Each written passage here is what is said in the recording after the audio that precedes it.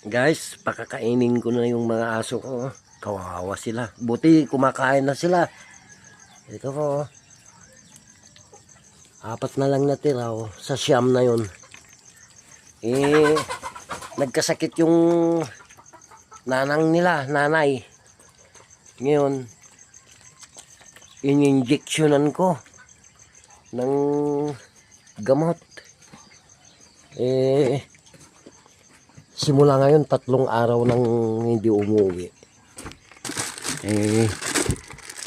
Sana nga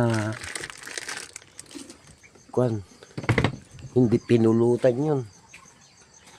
Dahil pag pinulutan yun, kawawa yung kumain dun.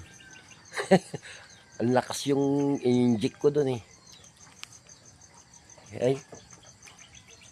yung in-inject ko dun baka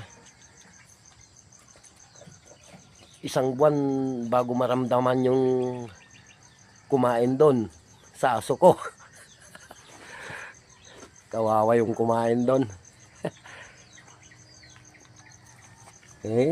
Ito kawawa. Yung mga tuta ko kawawa kaya pinapakain ko rin. Baka mabubuhay din to. Mabubuhay na mga to.